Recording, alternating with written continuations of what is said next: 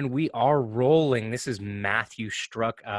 I am a CPCU with the Agent and Broker Interest Group, a leader with the interest group. We are part of the CPCU Society, and I am super happy and excited to be bringing you the first video installment of our agent and broker profile that we do every single month. I have to say thank you. Lanie Clark is our first invitee, so thank you very much for helping us kind of bridge this new or take on this new ground here as far as the interest group is concerned. How are you doing? I'm doing great. How are you? Fantastic. And just for everyone who isn't familiar with you, you're coming to us from the beautiful state of Washington. Is that right? That's correct. Beautiful Yeah. and rainy in Seattle today. Oh, wow. Yeah, that's it's a testament to technology, right? Right now we're recording an interview. I'm in New Jersey and you are in Seattle. And this is like, I think the only way I could be farther away from you is if I was like in Miami. Correct. So really quickly, before we get rolling here, just a couple of plugs for the society itself. Anyone who does watch this video, they can always check out the CPCU Society if they're not currently a part of it online. So it's just CPCUsociety.org. They can also check out the Agent and Broker Interest Group. That is just agentbroker.ig.cpcusociety.org. And then a couple of plugs for some upcoming meetings that we have coming up.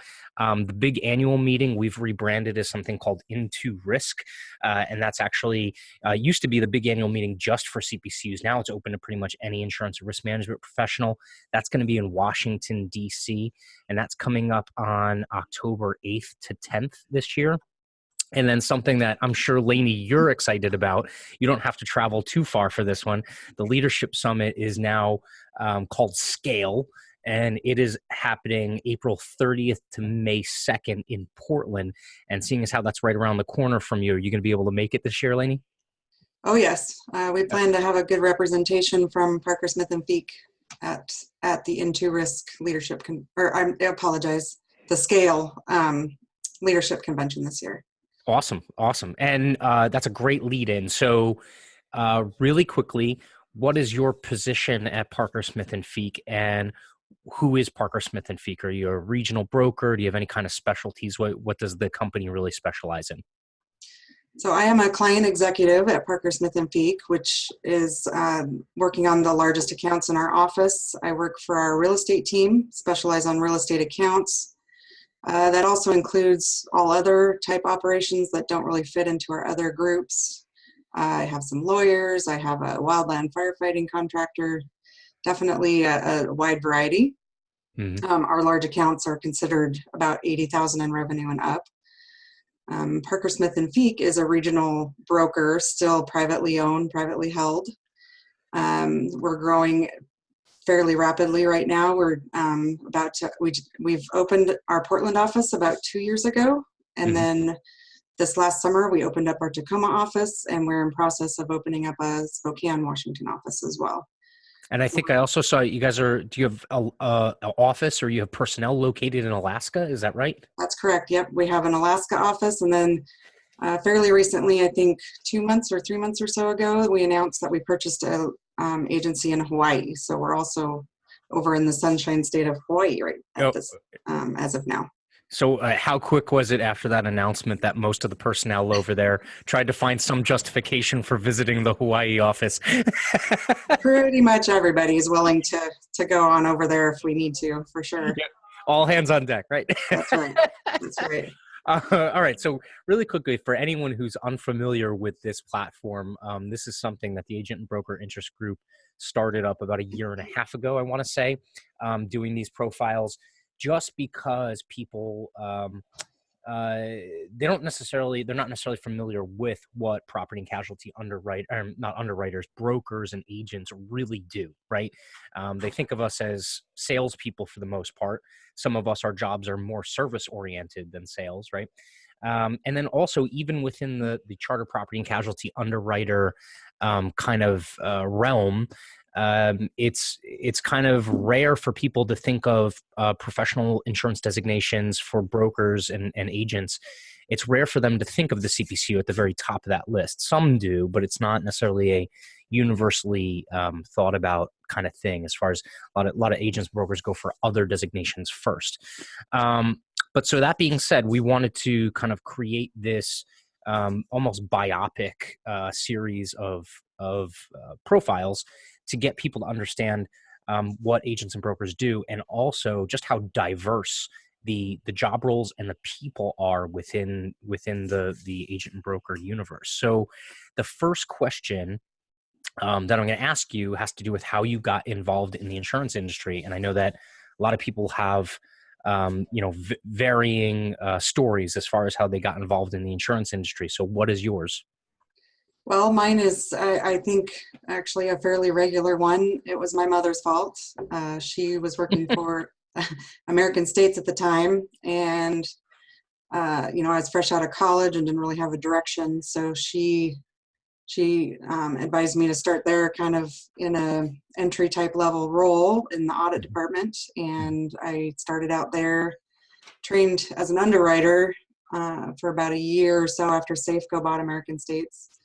And then I made a move to Spokane from Seattle, back to Spokane for a lower cost of living. And at that time is when I jumped ship from the carrier side and went over to the agency side. And I've loved it ever since. I really enjoy the more diverse type of accounts that we can work on. Carriers are sort of chained to their underwriting appetite and et cetera, to what they can work on. So I've really appreciated moving over to the agency side and learning all sorts of different types of businesses and the coverages that they need. It makes for a lot of variety. So now I started on the agent and broker side, and I've stuck, but I've seen a lot of people go to the carrier side. Agents and brokers typically think of going to the carrier side after you've started as an agent or broker as going to the dark side. Is that the same exact thing that underwriters and company people think about people that end up going to the agent and broker side? I think so. Yeah. Yeah. My mom did not. She actually did the opposite and started on the agency side and went to the carrier side. Had unfortunately a bad experience on the agency side. So yes, I believe that she probably considers it the dark side. Yeah. From her experience. So you mentioned a little bit about what you do on a day-to-day basis, or the type of accounts that you work with. But what would you say is pretty much the most challenging aspect of what you do on a daily? The most challenging right now is our marketing. The market is hardened, and it is definitely tough. We're seeing clients have increases anywhere from 8% up to, I had a client recently that had 125% increase. And Wow. Carriers pulling out of specific classes of business or lines of business. It's really tough, and it's keeping us busier than usual, which is not allowing for as much new business time, because each account we're having to send out to market and make sure we still have the best home for it. So now, anyone who's kind of just getting their feet wet in the agent and broker world, or anyone who's on the outside looking in, Parker Smith and Feek, as well as my company, we're independent brokers, right? We don't work for any one specific insurance company. We work for our clients, right? So when you do have a hard market like this, you mentioned going out to market. Those increases are basically requiring us to blanket the marketplace to see if there are any insurance companies out there that aren't taking as big increases, or maybe using the opportunity to grab some of these types of businesses, ensuring them that they normally wouldn't, right? Correct. Right. To check, because carriers will occasionally change things, and it's almost impossible to keep up with every carrier and what they're doing. So in a market like this where we expect an increase, we have to make sure that we've gone back to other carriers and ensure we still have the best carrier for that type of risk and for that line of coverage. Everything from property to auto to umbrella liability to management liability or professional liability. We carry all the lines of coverage for our clients. So we try to take a blanket approach. Sometimes one carrier can do a bunch of different lines as well, really well for a certain type of client. For example, maybe a financial institution. There's certain carriers that do a better job than the others as far as coverage and pricing goes. All right. So rolling along here really quickly.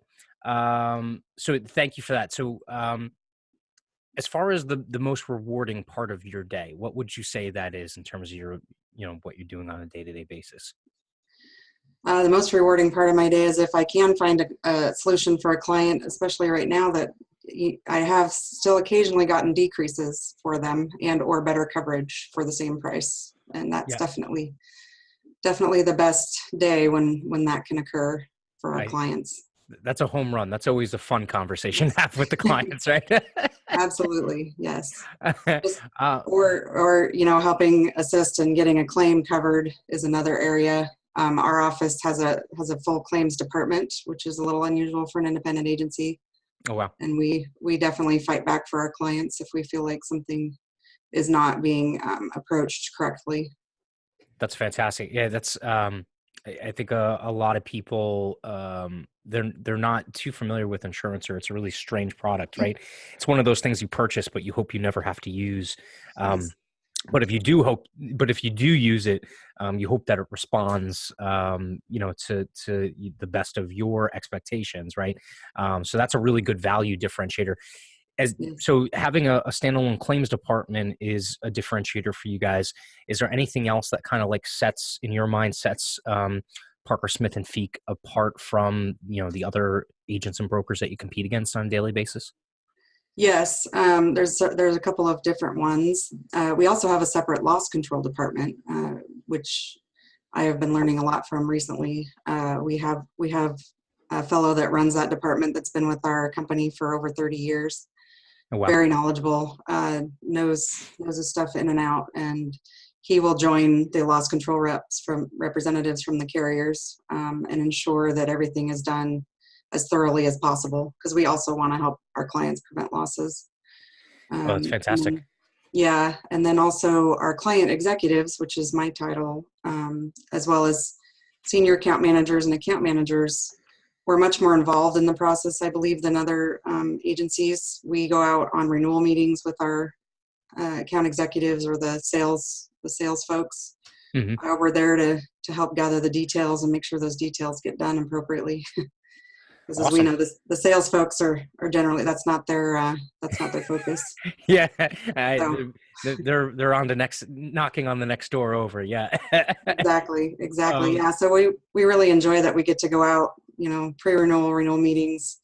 We're also a lot more involved in the day to day than kind of the I don't want to say the norm, but sort of the usual insurance office or insurance agency oh, or the yeah. service team. Yeah, it's a lot of people fall into the trap of thinking that insurance is a commodity, and it's anything but, right? The product itself isn't, but that gets really nuanced. You can get pretty far into the weeds, and not too many of our clients are really too interested. Some are, but not too many of them are really interested in the minutia of, what Mhm. constitutes a good insurance contract over another. But yeah, the service aspect, I think this is always has been, always will continue to be a people based business. So, and I think you see that, you specifically see that being on the front lines of, being really much that kind of like quarterback for those clients on your end.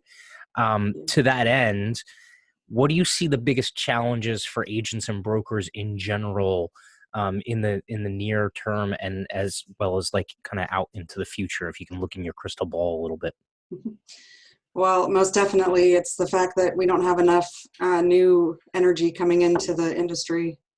It's very hard right now. We're losing a lot of the knowledge, and this business is very much tribal knowledge.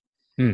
It's a lot about learning from experience, and a lot of that tribal knowledge is going out the door with people coming up on retirements. People are retiring early right now, in my experience, because of this hard market. Mhm. A lot of these underwriters do actually want to be able to think and do a bit outside the box, at least. Right. They have the corporate offices at these insurance companies telling them what they should be doing, and I've seen a few underwriters retire early, including my mom. Yeah. She's going to be out this year. She said, she just doesn't.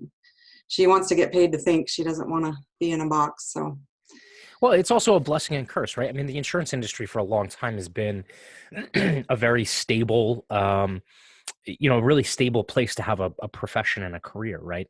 Mhm. And I think that a lot of those folks that are the senior members of not just the agents and the brokerages that are out there, but also on the carrier side, they're looking at a lot of the technology that we're kind of facing in terms of the changes and some of these new business processes that are coming on board. And I think they've had a good run, and they figure, you know what, I'm gonna live the good life here, and go travel a little bit, and Mhm. the salaries within the industry are pretty good across the board too. So people Yes. make good money here. So you mentioned kind of like that need for talent, right? Mhm. That's a good lead in really to talk about the CPCU Society specifically. And so, in terms of your personal journey, what really kind of compelled you? I mean, everyone who's in the CPCU Society has the Chartered Property Casualty Underwriter designation.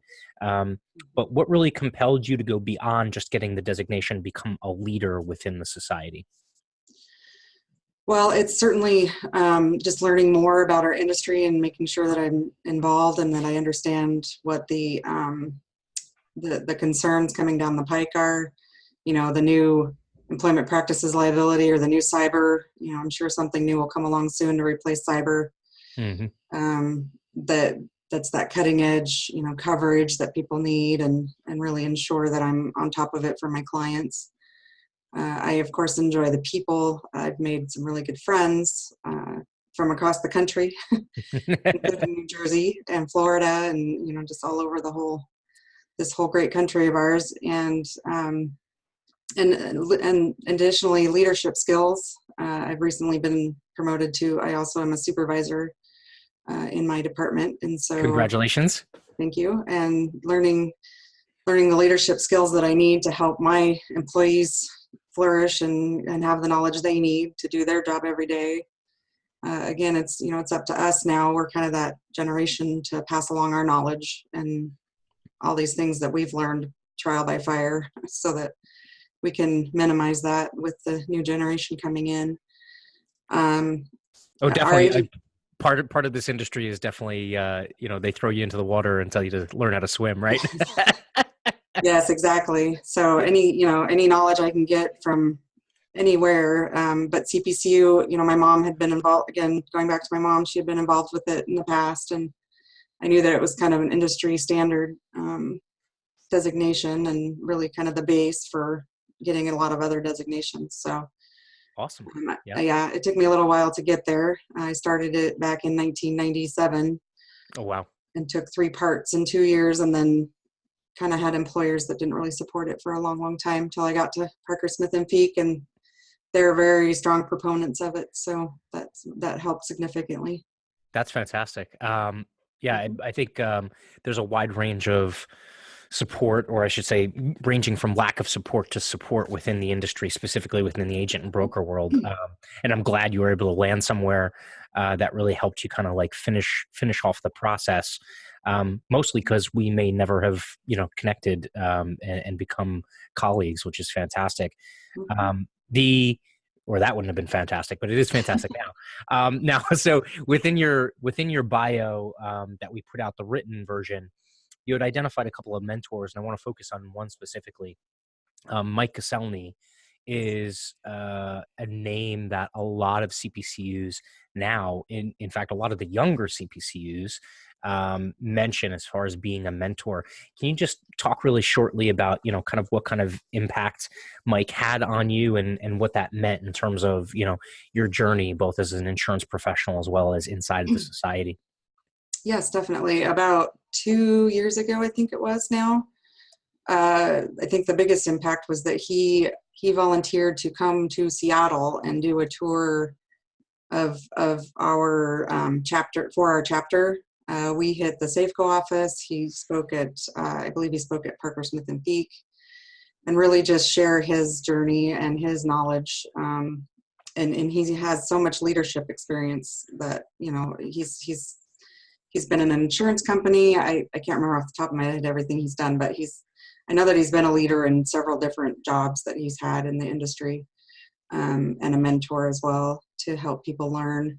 And at sort of in the middle of that tour, we were, it was after the talk at Safeco, or at Liberty offices, technically now. We sat and we had lunch together, just he and I, and he, I know he's a busy man, and he just we had like an hour there where we just chatted, and I got to know him as a person, and he's just so genuine and kind, and really cares and wants to teach people what he knows. That's fantastic. Yeah. And anyone who hasn't met Mike, or maybe this is the first time hearing his name, Mike's, he heads up underwriting, I believe, over at Peninsula Insurance. He is the one of the past presidents of the National Society. And the one thing that I think everyone walks away from, and you can tell me if you agree with this or not, Lanie, but Mike is like one of those people that no matter, what, they make you smile, right? Like you have a conversation with them and they put a smile on your face. And it doesn't even matter what you're talking about. I mean, it could be pretty much anything, Yes. which is ironic because he's a Cubs fan, and they don't always have a lot to smile about, but a little bit recently, which is good. Yes. So that being said, I'm going to ask you one more question that's a little headier question, then we'll kind of ask you some get to know you, hobbies type questions. But so the one thing that I think you and I also agree on is that this is a very demanding industry, right? You're doing a lot of support, a lot of customer service, a lot of customer care. Sometimes it can be a lot to try and balance your work and your work and your personal life, your home life, right? How do you kind of strike that balance where you're not necessarily burning out, but at the same time, you're kind of allocating a good amount of energy to both sides of that spectrum? Yeah, recently I've been trying to focus on that more, actually, so very timely question. I was giving myself a little burnout. I was not giving myself enough personal time.